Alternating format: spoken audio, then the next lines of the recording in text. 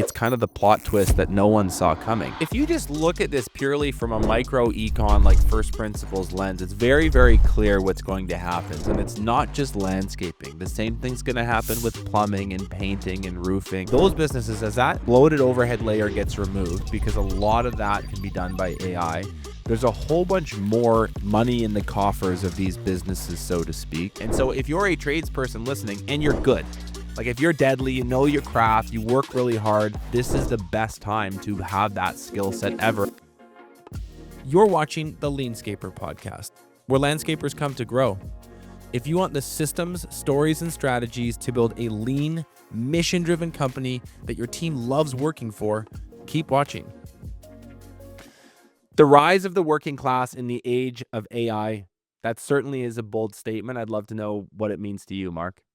It is definitely a bold statement, and one that I think I'm really happy to believe in at this point. I think with what OpenAI brought to the world a few short years ago, I think, have quickly started to see what was a chat interface start to really, truly evolve into a fundamental change in the way that humans live. I think everything from education to access to information, minimizing some of the input costs to investing in yourself or a business. I just think there's been so many changes that have happened in such a short period of time for your average person to really access the world's information and utilize it in ways that people would have never imagined 5 years ago. So when we think about this transformation that's happening, and then this conversation we'll have about that transformation over the next hour or so, just like, why is this so important that landscapers fully understand and wrap their heads around and start to anticipate and think through what all this means for them in their business context? Pardon the interruption, but if you are a mission-driven leader in the landscape industry who is hungry, humble, and smart, and you love this show, you should subscribe to this channel. That way you'll never miss an episode. Yeah, I mean, I think these opportunities only happen every 100 years or so when we see a major technological revolution. And I think what happened in the early 1900s when electricity became mainstream, that turned into the automotive industry and, modern day housing and everything else that has come since. Now, then we went through, obviously, the internet age, and things really changed quickly in the way that we live day to day. Just about every major workflow in a business has been impacted by the internet. And following that, it was software, writing code and using the internet to really power all of those workflows. And I think what we're seeing now is an opportunity to not just access information and speed things up, but actually automate and fully automate workflows using machines and robots. And I think this is a time that we've all thought about for most of our lives, and I think the speed in which it's happening is just hard for most people to keep up with. I like to think about, well, you're an economics guy, so let's just go right back to the basics, supply and demand curve. If supply goes down, the price of a thing, the value of a thing goes up. We all know that. And the opposite is true as well. Supply goes up, the price of it, the value of it goes down. Information, knowledge, the supply of that and the accessibility to that and the speed with which you can access it has gone through the roof. It's almost gone like asymptotal.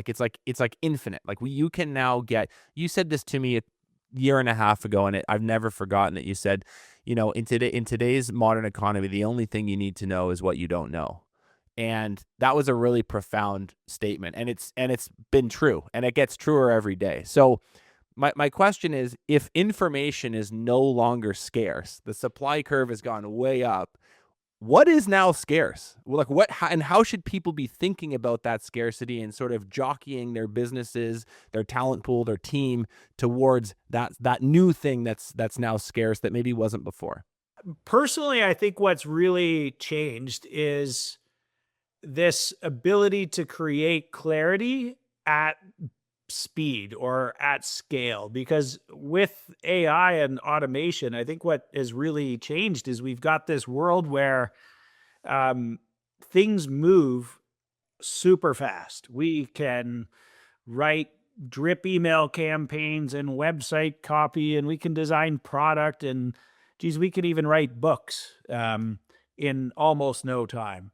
But the wisdom or the knowledge that is needed to direct the AI or design the workflows is rare, and I think that is still very scarce. So having past work experience and then really investing heavily into understand how to prompt and how to code is really what is going to make every modern day worker, whether they're white collar or blue collar, more capable. And so learning how to prompt, learning how to code is going to be absolutely necessary to really be a valued worker, because the wisdom or the hands-on knowledge or that human to human learning that's happened is going to be really valuable, because people who ask better questions can generate better outcomes using AI. And I think it's important that we remember AI is just another tool.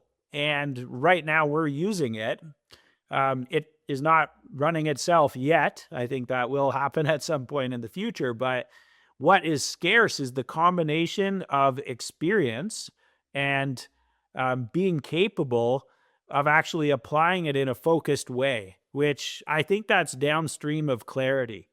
So leaders that can create clarity and design standards, design policies, systems, processes, and workflows are going to be incredibly valued. And I think the speed in which the economy is changing and the workplace is changing, I think this systems architect role is going to really become a really powerful role in most companies, because it's almost like the modern day operations manager or COO, depending on the type of business you're running. But it's this person who sees the business need very clearly because the visionary or the CEO has cast a clear plan and really has painted a picture of what the end in mind is. But then I think this systems architect or the future operator is then able to utilize AI to automate as much of that workflow in between what has to happen and the end result has to be clear to everybody downstream. And this systems architect will use AI to do that and minimize the amount of human interaction and keep the human in the loop where needed. So if there's 30 steps in a workflow from the time a customer calls to the time their work is completed, there might be 20 steps that the AI can manage, and there might be 5 that the human manages and 5 that a robot manages. But the modern day technology is going to have to seamlessly pull all of that together, which requires what I think is most scarce is systems thinkers who have experience and have the grit to stay focused long enough to figure out how to utilize this modern technology most effectively. And it's a very uncommon person. And I think that role is going to be incredibly valuable in the near term. Well, it's funny, like, and this sort of lends itself to that statement at the beginning, because when I think of a lot of the landscapers in our community, they are systems thinkers with grit and experience. And so to bring this back to that opening statement, the rise of the working class in the age of AI, I think what a lot of people are seeing very clearly and starting to see in the news, you hear big names like Mike Rowe talk about this. You hear founders of AI companies like Sam Altman or Dario talk about this, basically saying that there is a blue collar gold rush that's about to happen for the next 20 years, because there's a combination of one, massive demand for tradesy and blue collar skills as we fix the housing crisis and build data centers and improve infrastructure. So there's a demand for us that, by the way, was already high, but now it's quite a bit higher. And a whole bunch of talent supply becomes available as large tranches of the white collar economy are looking for work, because I hate to say this, and people won't like this, but it's a bad time to be an average information worker. Like a really bad time. You are going to have a tough 10 years ahead of you. If you are, entry level coordinator for company XYZ, or you're working remote on a beach in Thailand for some nameless company that you don't really give a shit about, that is not a good situation to be in. And so maybe we can really kind of drill down to some facts and some of the stuff that you're seeing on the ground level, Mark, when we talk about what AI replaces versus what it doesn't replace and how that's relevant for landscapers to really understand. What kinds of work fundamentally is AI going to automate first? Well, first, I think we're already seeing it. They've basically, at this exact time, we have AI, we have agents, we have generative AI, we have AI having really intelligent conversations with humans to unearth the information that a machine needs to do its work. And so we're pretty far down the line when we really think about it. Um, Today, AI has replaced copywriters, people that produce reports, people that write code, people that manage inbound and outbound phone calls, people that write email, people that manage social media accounts, um, people that do takeoffs in construction.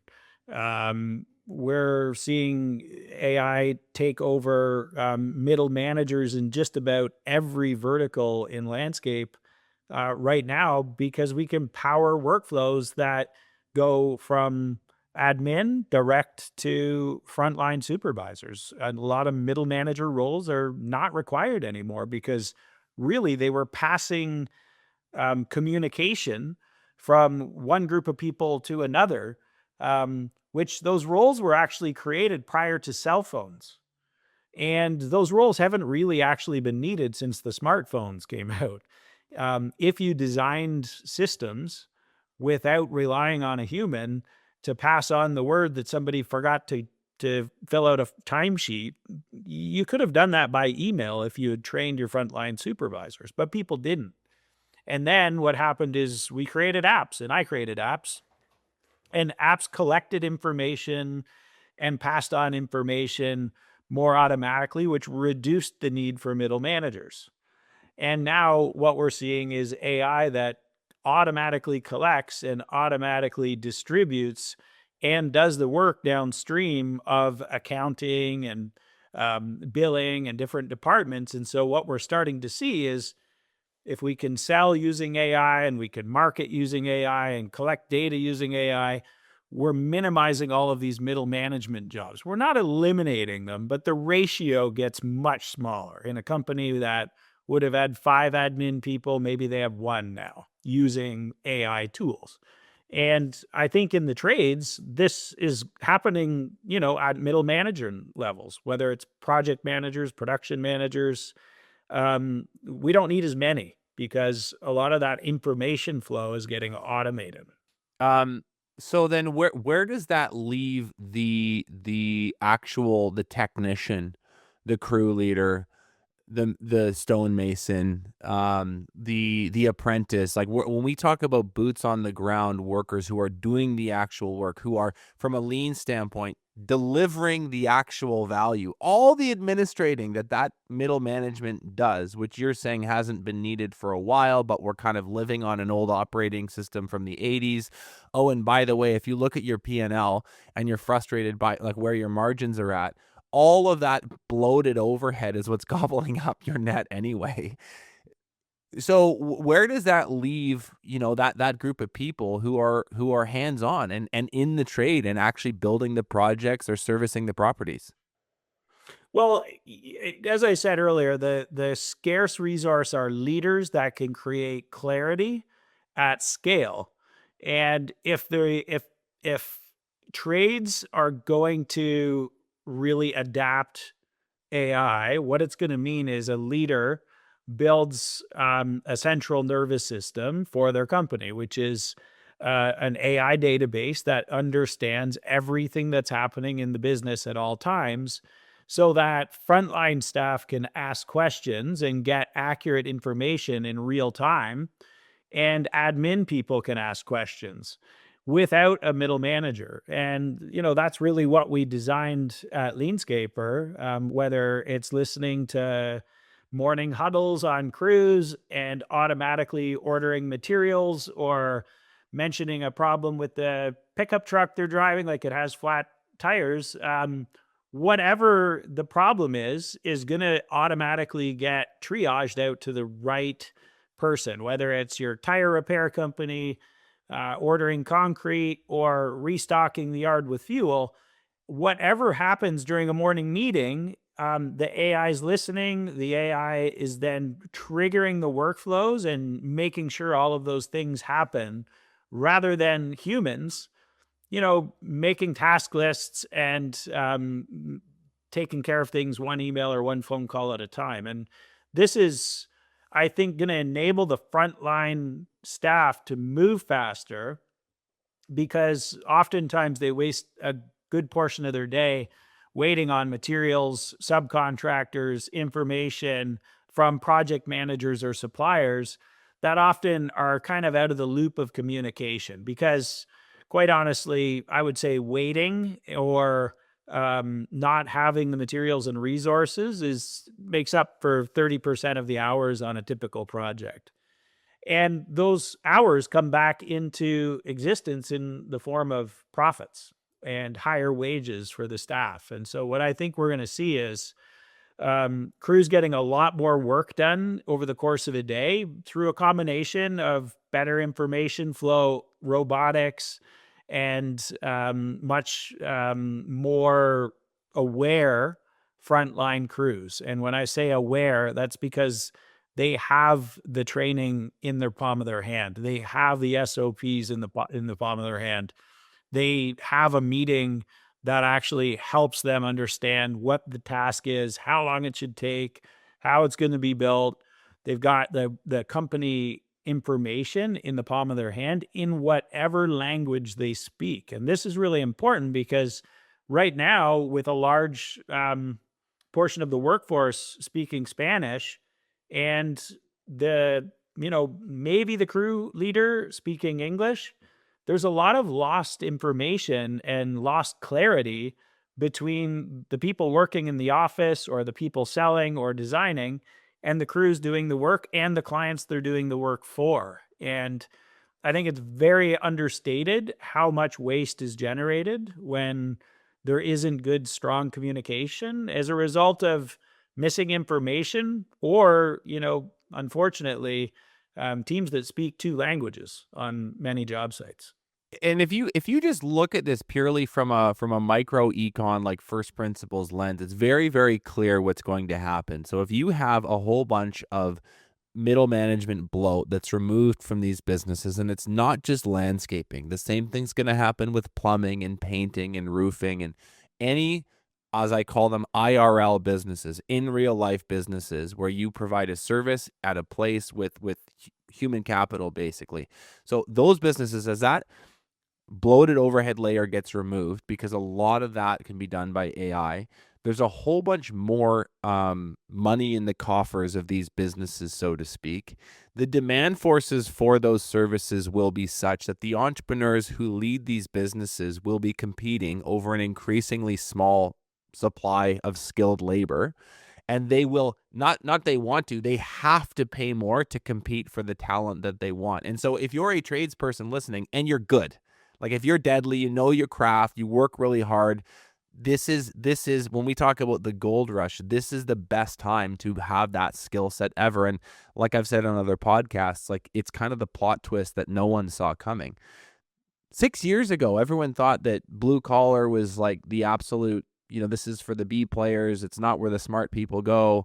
And I think that if you've been in the industry, that's probably frustrated you a lot, especially if you're passionate about what you do and you see how difficult, technical, design forward, engineering based, a lot. There's nothing about this that is like dumb at all.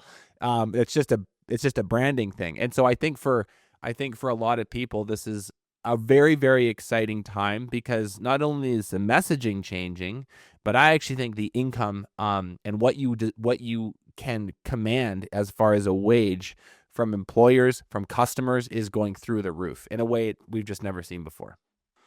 Yeah, I think we're gonna see the wages drastically increase. The talent pool, though, as you point out, is just gonna get better because as we see a lot of intelligent, really committed people who have had careers outside of the trades start to pour in, I think we're gonna really notice that there is a really high quality pipeline of people that is never going to end because moving forward, I would be very confident in saying that every good paying job is going to have a very strong component of two things. Number one, the need for creativity, and two, the need for being willing to work with your hands. So, creative people that can think outside the box, that can work within the confines of systems, and I think also put some effort in and work with their hands are going to be incredibly valuable people because robots are going to be doing the mundane and AI is going to be doing a lot of the old school paper shuffling and thinking and communicating. So that really does lead the hands on skills and the creativity to use the knowledge and those hands on skills to direct AI and direct robots. And that's really where I think most tradespeople are going to spend their time, not being heavy laborers by any sense of the word, but yes, working with their hands. But I think what we're going to see is their brains and their creativity being the bulk of the work. So I want to make this practical for the business operator, and I'm just going to sort of put a revenue range on $1 to $10 million a year to give people kind of like a business size. But I think the same rule applies for further up into enterprise level companies as well. But I'm thinking about our Leanscaper community and sort of the ICP there, who's probably $5 million a year, $10 million a year, maybe 15 to 20 of some of the bigger ones. If I run a business like that and I'm paying attention to this shift and I take it seriously, how should I position myself to win over the next 10 years? I think the business models that we've been working with the past 25, 30 years have been pretty rudimentary in the landscape business. There hasn't been a lot of change. I would say that the software that we brought to market, others brought to market, had a big influence on crew productivity, on the accuracy of data, on even raising awareness of operating with data, understanding metrics, gross profit, net profit, revenue per hour, budgeting. We saw a lot of change there, I would say, over the past 25 years. What we didn't see was a real change in the sophistication of the operating model of a landscape company. And what I mean by that is the way that we uh, do marketing, the way that we do sales, the way that we plan and execute projects, the way that we hire and train and develop our staff. Adoption of apprenticeship programs hasn't happened, despite there being actual national apprenticeship programs in both the United States and Canada.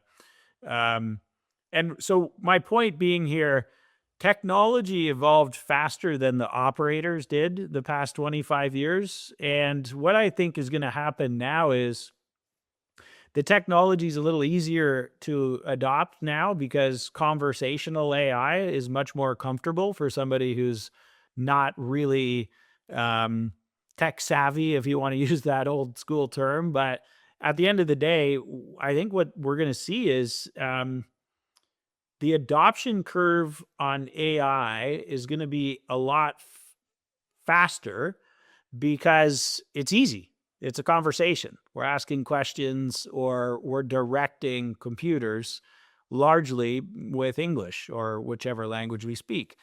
And I think where we're going to end up going with this is your average operator is going to design workflows because they have experience and they know what they want to do, and they'll be able to design workflows that others can recognize and follow and then be directed by AI so that they get the same result that a founder or an expert tradesperson would much faster, which means we can actually scale our businesses in a more systematic way than ever before. And I think those are the changes that I think an operator should be focused on, is seeing AI as an opportunity for the first time ever to almost recreate themselves. And I know that sounds egotistical, but generally, most founders always will say, I wish I could just duplicate myself. And in this day and age, I really, truly think it's possible. You have to think of the 100 or 200 workflows in your business and then create all of those in AI and then just hand those off to everybody else. And what you've done is you've essentially duplicated yourself, because us individuals, we're not all that special. We're just all average people. But when we take what we know and we make it accessible and we provide that clarity that I was talking about earlier, that clarity allows other people to get the same results, other average people, because that's what we all are, just average people armed with information. Automation amplifies the capable. And I think what a lot of people are maybe scared of in ways that they shouldn't be is the fact that what this is going to replace is the repetitive. It's not going to replace the leadership. If anything, it's going to place an even heavier emphasis on the leadership, because somebody needs to aim the bazooka. And I sort of think about it that way. I'm like, these tools are so powerful. And if you're good at working with them, the stuff that you can complete is so incredibly high quality and fast that if you are a competent person who's deep thinking with some vision, with some curiosity, and hopefully a good vocabulary so you can articulate that stuff, you are deadly right now, and getting even more so every year. Like, just the potency that you have is really, really profound. And so I think with that said, maybe a good way to reposition the company is like, what do you see happening to business leaders who maybe are a little stuck in the past, or they want to do this sort of like ostrich strategy where they just bury their head in the sand because they're fearful or they're nervous. And so, the fact of the matter is this technology is here, like it or not. Almost everyone else is adopting it, like it or not. Does it come with risks? Sure. And are there things that we need to pay attention to and monitor? Absolutely. But if we just look at this purely from a competitive lens, what do you think happens to the operator who is like, yeah, no AI for me, thanks, 5 years from now? Well, I think I'll say it this way. I'm going to say it in a little opposite, but I'll get to that. My opposite is this. Here's what it's going to look for the operator that does adopt AI, a day in the life. And then for the person who doesn't adopt AI, just ask yourself if you want to compete with what I'm about to describe. That's what my competitive comparison and everything I do is like, hey, do I want to compete with this person? Or do I want to get into this market and make it so they have to compete with me? It's really that simple. That's business. And the way I would look at it is this.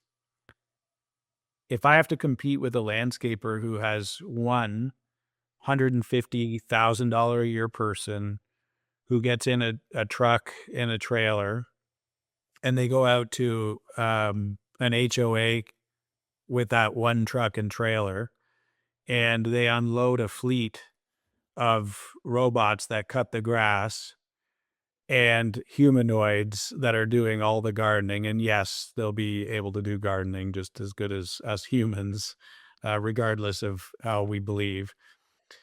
And one really intelligent person who's the commander of that crew rolls up with a laptop and maybe even a small office in the trailer in the back of the truck. And once everybody's dispatched, the robots, the person's back in the truck doing their daily update. Then they're walking the site and they find a few dead shrubs and a couple of issues on the turf and maybe some pests on a few of the shrubs. They're identifying these problems immediately, logging in, having a conversation with an agent, the enhancement agent, about the opportunities. And the enhancement agent takes everything from there, sends over the requests, the proposals, and manages that whole workflow. Now, that's not a human either, but now this person then goes on to the next thing and does their QC inspection on all the robots and notices there's a couple of small problems, and solves those problems programmatically so the problem doesn't happen again next time, so that the robots are getting better. And then flags other work that might involve the humans that are in the loop, because there are humans that are still going to do some landscape tasks. And so maybe that might be lifting and releveling some flagstone or some pavers, but there might be another little project that needs to be coordinated. But when we add up what that crew's revenue per human hour is, and we're saying revenue per human hour is likely in the maintenance business today, it's around $1,000 an hour.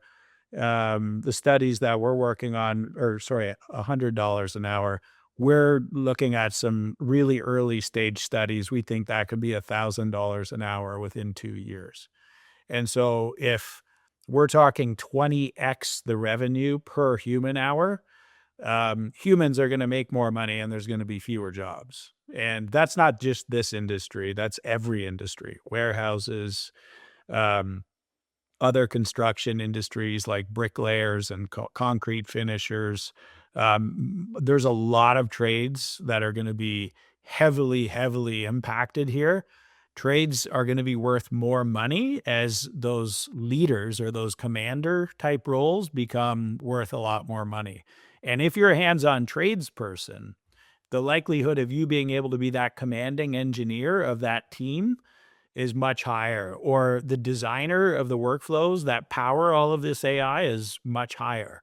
And that's why I think today's tradespeople, particularly a mature tradesperson who has some experience, is definitely looking at a gold rush ahead, because they can design workflows, they know what good looks like, they know what the end result is that they're expecting when they're programming or coding AI. And AI is what powers robots. It's really that simple.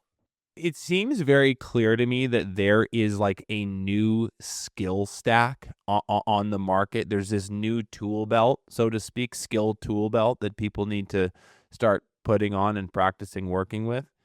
And so I'd like you to answer this from two angles. One is for the owner of that super tech enabled business that you just talked about, and one is about the capable, passionate tradesperson who wants to stay in this industry and is interested in maybe becoming that commander role that you just talked about. If I'm one of those two people and I'm inside a growing organization, what does my skill stack need to be for the future? I believe that every single human on the planet has to focus on two things right now more than anything else. And this is not trades versus white collar or kids versus grandparents. I think it's every human. I really, truly believe this. Prompting and coding. You need to learn how to prompt and code. If you know how to prompt, you don't know how to speak to the large language models or AI. And it is a language. You have to know how to speak to AI in order to get it to do the things you want it to do. And this is why some people look at ChatGPT as being the new version of Google, and other people have built businesses that are worth hundreds of millions of dollars in the matter of a year because they know how to use and speak to the language models to get the work of hundreds of people done as one individual. And so I think that's prompting, knowing how to get AI to work for you. Coding, as you know, again, we're taking ideas from our head and we're getting AI to produce code and automate workflows that replace human repetition. And being able to code and utilize the latest tools that are on the market to build agents or automated workflows is really the way to take your wisdom and put it into action. And I really just think that anybody that doesn't know how to prompt or code will be completely irrelevant in their role in the workplace in 2 years from now. So, but make that make sense for, the crew leader of a design build crew that's just finished. They're listening to this podcast in the truck after a long day of building a retaining wall. And they're exhausted, and they're like, "What the hell do I need to learn to code for?" I think we really need to connect the dots. I get that there's like this ambient sense that we need to become more tech enabled, but let's make it practical. Like, why is that a skill set that person I just described needs? Yeah, this is really important that you asked that, and sometimes I forget what I know or what I think about. The reason that prompting and coding are so important is that is the equivalent to typing in the future. It's also a way of thinking and communicating. And I think it's really important to note that it's not going to be much longer for humans to be sitting around with keyboards. Like keyboards are going to disappear really soon.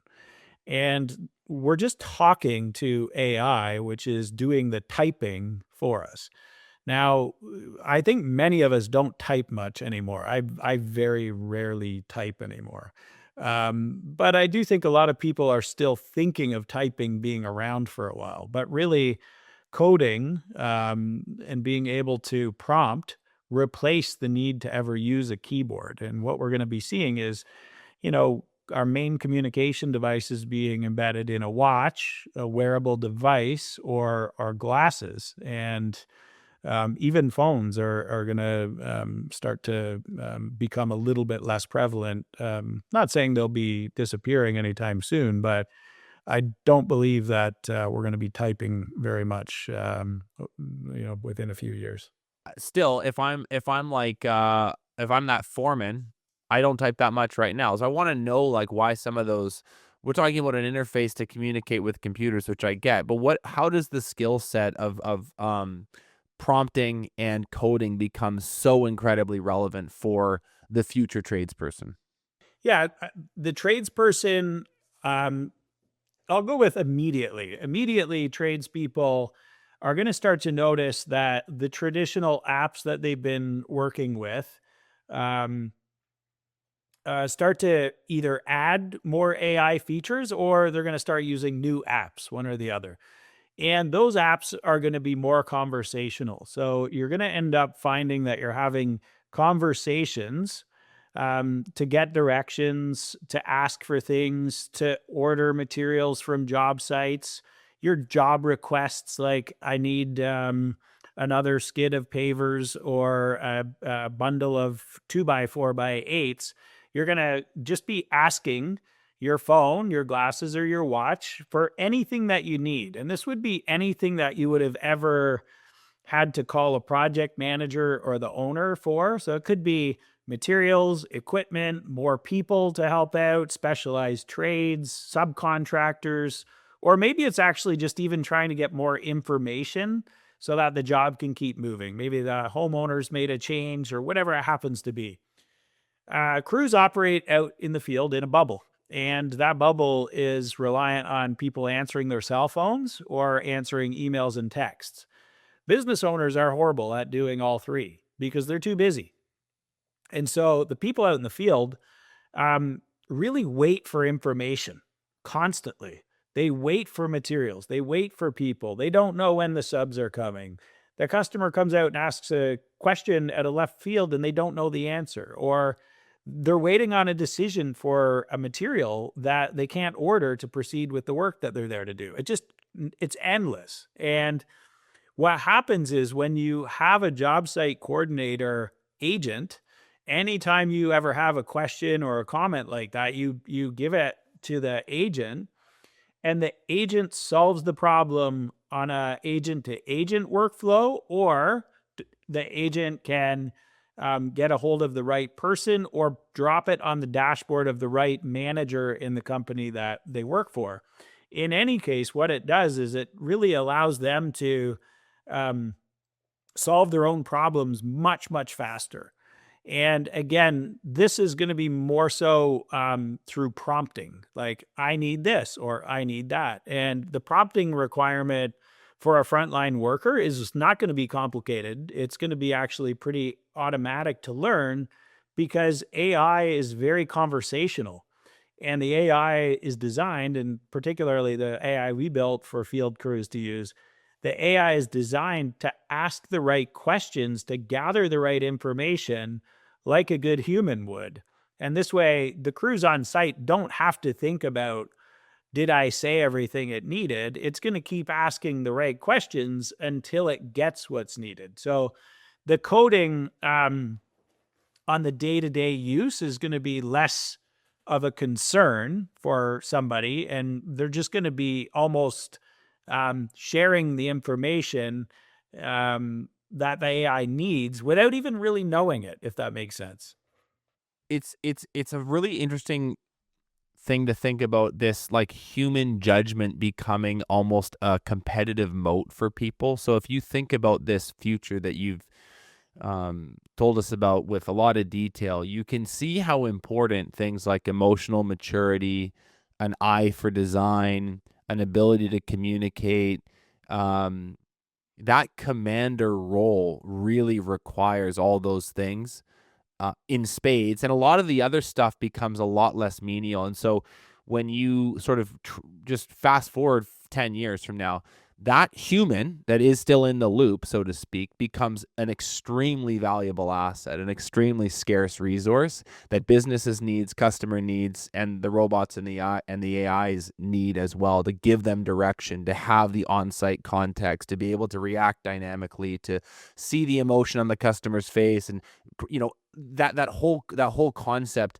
I think is a really, really interesting thing for people to wrap their heads around. If you're not that and you don't care about the craft and you really just kind of are showing up for a paycheck, that's a different story. But for the select few people in every business, on every job site, and we know that they're out there, that's why some of these skill sets and this whole transformation makes you very well situated career-wise.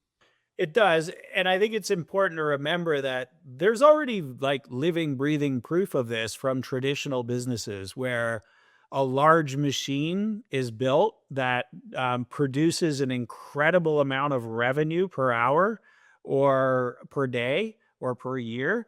And there's only a handful of people or a small amount of labor input. Those people are generally paid really well. And I can give you some examples, like traditional examples. This is just going to spill out into the rest of the skilled trades and crafts. And what I mean, I'll give you a couple examples. Airports are a perfect example. Air traffic controllers are paid a lot of money. And so are the pilots in the airplanes, because it costs a fortune to build an airport and to build the airplanes. But it doesn't actually require a lot of labor to operate the airplane or direct all of those aircrafts. But it's a massive industry and everybody's really well paid. The people that build the airplanes, the controllers, the pilots, because there's not a lot of labor input for the overall cost of the machine. And in trades, it's very similar. We can think of other examples like elevator mechanics. They're always really well paid because elevators are really expensive and they don't need that much maintenance.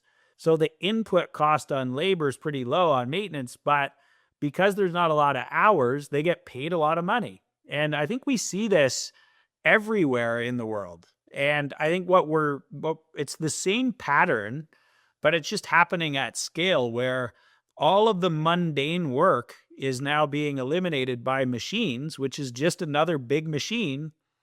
And now there's less labor input, which makes the labor more valuable. And it makes all of those other skills that you mentioned, like the emotional intelligence and the creativity and the work ethic and the clarity of purpose, um, even having empathy for other humans is going to be a big one, because some of these roles are just being that human that's there to make sure that, hey, the machines are going to miss all of the emotional stuff, so I've got to kind of be here to make sure that if there are humans around, this is comfortable. And I think we're going to start to see like this happen a lot faster than we expect in just about every industry. You know, we saw taxi cabs turn into Ubers, and that seemed like a big deal. But when every Uber is driverless, you know, that's going to be a very big impact in that world. And in our world, for landscapers, maybe it's autonomous heavy equipment, autonomous lawnmowers, and humanoids. The human that's left in the loop, who has the experience, who has the knowledge, and has the um, skills to actually provide the clarity for the machines and the AI, is going to be an incredibly valuable position. In fact, I think very much so comparative to director or VP wages in today's economy and in many of those roles. How soon are we talking here, Mark? Because I think, you certainly are so close to the technology. We at the Leanscaper team are as well. And I think sometimes it sounds hyperbolic or it sounds futuristic. It sounds sci-fi, and it wouldn't surprise me if some people listening going, okay, like whatever, we're these just a bunch of tech people. Like, what are we like? What's an actual time frame for this vision that you're talking about? Is this a right around the corner? Is it a decade away? Somewhere in between? Like put a date on a calendar. I think it would really help people. I mean, robots are going to come out um, fast and furious. I mean, I think Elon Musk has told the world very clearly that there's going to be more humanoids than humans in 10 years. I don't know if that's going to happen or not, but so far when Elon says things, it seems to He's usually happen. right. He also, I mean, literally, this is recent. I mean, in the last 10 days, as we're recording this, they've announced that they're shutting down, was it the Model S and the Model X? There's maybe, yeah, Model S and Model X, two vehicle lines to make space to build Optimus. So this is not just talk for sound bites and podcasts. That's literally happening. They're completely retooling that entire factory in Fremont, California, to get going on this now. Yeah, it's real. Yeah, so I think what we've seen to date on robotics, for robotic mowers, robotic heavy equipment, I think we've seen the foundation getting laid, which, a big, huge, wide base leads to a huge peak. And I do think, based on what I've seen behind the scenes, in many, many different forms of robotics, we're getting very close to full autonomy. And I think the missing link largely actually was the AI. In fact, I know that was what was missing. And the speed at which AI learns and gathers information, along with the all the good work that was done in robotics over the past 10 years. The AI learns really quickly off of all of the detection of where the robots are and what they're seeing. And when you combine the two together, it's pretty remarkable just how much work can be replaced. If it's repetitive, if it's human motion or machine motion, it can be replaced. And that is the truth. So whether it's a chef in a kitchen, or somebody stocking warehouse shelves, or weeding garden beds and blowing leaves. It can definitely be done with the robotics and AI that exist today. So if someone is listening, they're bought in, they believe this to be true, what are a couple things that they need to start doing immediately to prepare? I think documenting your business and creating your AI database is the place to start, because ultimately what you're doing is you're taking the information that powers your business from the humans and putting it into AI, so that when you're working with AI, it knows everything that all of the humans know. And so by doing this, what you're doing is creating a central nervous system, or a brain, for your business. And rather than that be your human brain, which, if you're like most of us entrepreneurs, you're usually burned out and a little bit overloaded because there is too much information to assemble and manage.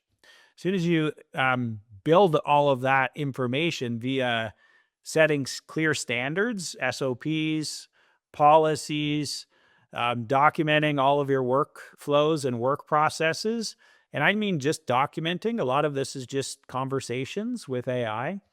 What you've then done is rebuilt the knowledge base of the company.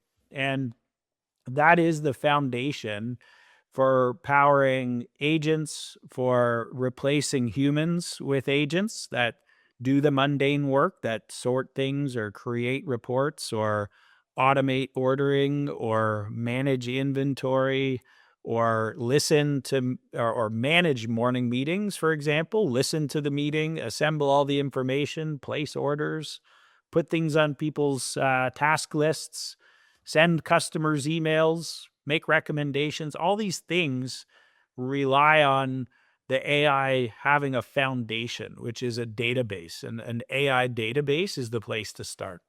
I think this is a great question to close on, and I want you to talk about, like, how you think people should feel. Like, how should a builder be feeling right now? Because there's a whole lot of messaging. Some of it's confusing. A lot of it is scary. Sometimes it's pretty exciting. But if you're talking to our ICP, and surprise, surprise, you are. That's what this podcast is for. It's like, how do you think that leaders in this space should be feeling? Is it anxiety or is it excitement? For me, pure excitement. My son just got out of high school a couple of years ago, and I said, what better to do than start a landscape business? When he asked me if he could start a landscape business, I'll be honest, my first thought was just, really, you want to be a landscaper? Because after growing up with me grumbling all the time, I thought maybe he would choose something else. But I mean, I was proud to hear him say it. But my next thought was really, what better choice right now? The industry is ripe for transformation. I think there's an incredible transition happening between, let's say, the old guard and the new. There's been a huge transfer of business ownership, and we're seeing it happen really quickly right now. And as that transfer of business ownership is getting into younger hands, I think the younger hands or minds are eager to find better ways to do things and earn more money without working 80-hour work weeks. And what I really believe is going to happen is those that stay with the trades and really invest the time into building a modern business, a tech-enabled landscape business, what they're going to notice that they end up with is not a trades business. It'll be a tech-enabled trades or services business, which is very different. I believe that every valuable business in the future is going to have a recurring revenue component. I really truly believe that they're going to be operating human in the loop businesses, where 60 to 70% of the day-to-day workflows are done by robots and AI, and 30 to 40% might be done by humans. And I think that kind of makes the business a little bit more of a tech business than a traditional business. So I think we can expect to see much different multiples when people are selling their business, much higher wages for people that are operating the businesses day to day, and then I would say much higher profits for the owners of the businesses as well. So I think it's nothing but up for the trades taking advantage of the technology that's here. And quite honestly, I don't think any other segment of the workforce is going to benefit as much as the trades, because they are already more than happy to work with their hands, and the work's going to get easier and the wages are going to go up and the hours are going to go down, because I do believe there's going to be a lot more people working in the trades, and that's going to actually influence the work week. And I think we're going to see the work week get smaller and the wages get higher, which I think is long overdue. I think trades have been working far too many hours. I think a 32-hour work week is more than adequate if living wages can be obtained that way, like they are in many parts of Europe. So when we say the rise of the working class in the age of AI, that's what we're talking about. And when you hear clips and you hear AI founders and Jensen Huang of NVIDIA and these people having this conversation from stage, and you see shorts or TikToks about it, that's also what they're talking about. And I think it's really helpful to just have a more long-winded conversation about what these sound bites actually mean and what it could look like and why. And I think we've given people a whole bunch to chew on. So I appreciate the time, Mark. Great. Thanks for having me.